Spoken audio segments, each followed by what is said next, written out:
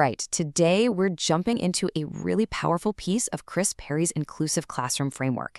It's predictable practice number 7, and it's all about something so simple but so effective: the power of a good old-fashioned heads up. Let's dig into why this tiny shift in communication can make a massive difference in any classroom.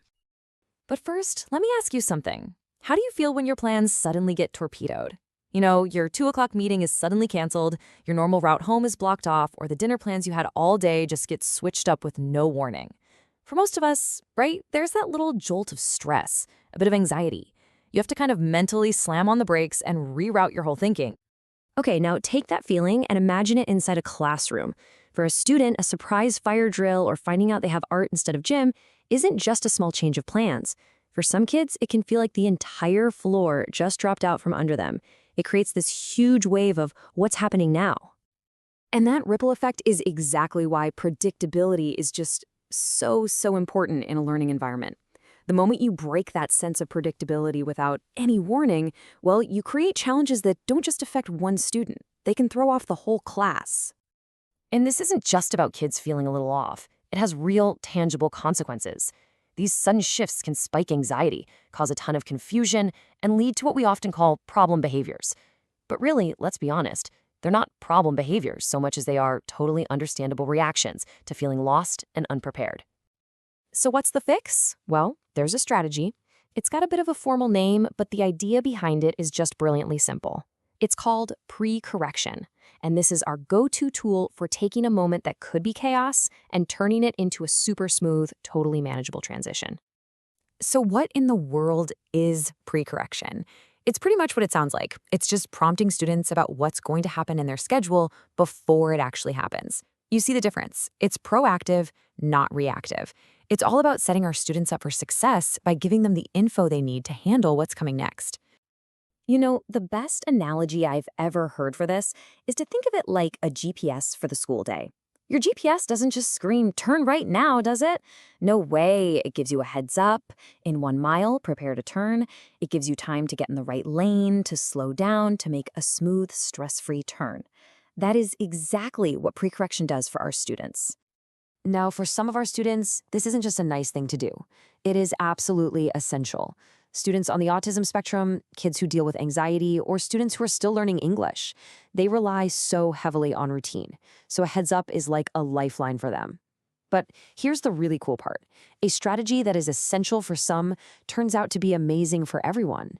It just makes the whole room feel calmer and more respectful. And I really want to stress this point. This isn't just a nice theory or a teacher trick. The power of Precorrection is actually backed by a whole lot of serious educational research. We know this works. In fact, it's been so well researched, as folks like Ennis confirmed back in 2017, that it's earned the official title of an evidence-based practice. Now, that is a very high bar to clear in the world of education. It means we have study after study showing that this strategy is effective, all the way from the little ones in pre-K up to seniors in high school. I mean, the research foundation here is just rock solid. You can look at studies from years ago, like Pry and Sugai in 2002, that found it reduces behavioral incidents, or more recent work, like Radley and Dart, showing it just straight up prepares students better and improves compliance. It's all pointing to the same thing. This stuff works. Okay, so we've covered the what and the why. Let's get to the fun part, the how. And the best thing about Precorrection is that it's not some complicated 10-part program. It's really a simple 3-step playbook you can start using tomorrow. Seriously, it all comes down to this. Number 1, identify the change early, like before the kids even walk in the door if you can. 2, communicate it clearly, and I don't just mean mumble it once. Really tell them, teach them what's going to be different. If it's a big change, maybe you even do a quick practice. And 3, post a reminder. A note on the whiteboard, a sticky note on the schedule, something visual, something tangible that they can refer back to. And when you start using this simple little process consistently, the payoff is so much bigger than just getting through one schedule change smoothly. You actually start to change the entire climate of your classroom for the better. Because ultimately, this goes way beyond just managing behavior. It's about respect. When you proactively tell a student about a change, you're sending them a powerful message. You're saying, I see you, I value you, and I'm on your team to help you succeed. And that, right there, builds a foundation of trust and support. So when you put it all together, what do you get? You get a classroom that feels stable and secure. You get students who, believe it or not, actually become more adaptable over time because they learn how to manage change when they have support. Anxiety goes way down, and the whole vibe in the classroom just becomes more positive and ready for learning. So let's end with a practical question. It doesn't have to be a major assembly or a field trip. Maybe tomorrow you're just going to collect homework at the start of class instead of the end. Maybe you're using a new website for the bell ringer.